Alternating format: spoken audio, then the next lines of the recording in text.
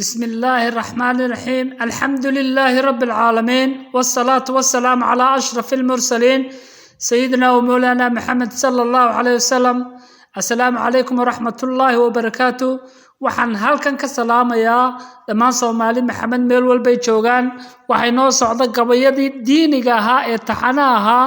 gabayga maanta wuxuu ka hadlayaa dhowrsanaanta wuxuuna insha Allah ku bilaabmay sidan.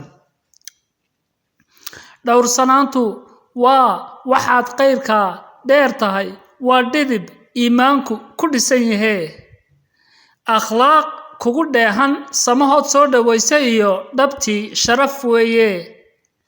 dhexdhexaadka wax kasta u roon, dhibaato kuma taabato haddii xaqa ku dheelitirto nafta, dhoohanaantana aad ka fogaato.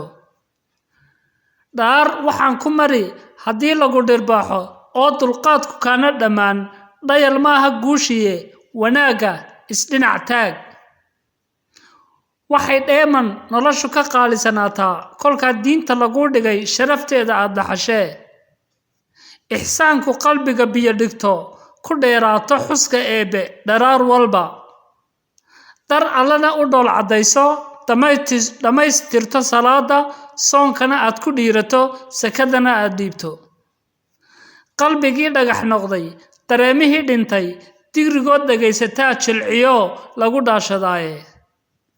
sidii dhiil la cugay, dhay aan dhanaan lahayn, ama ceel aan dhoobo lahayn, oo dhammaan la dhaansado oo ka dhaxeeya ummadda diintu ka dhigantee.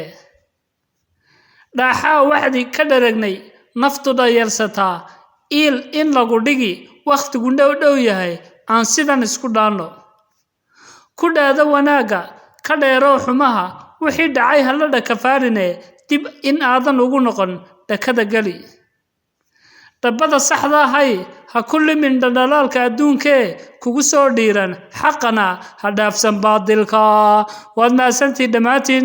waxaan leeyahay in dhowrsanaanta ku dadaalna walaalayaal insha Allah. wassalaamu calaykum waraxmatullaahi wabarakaatu.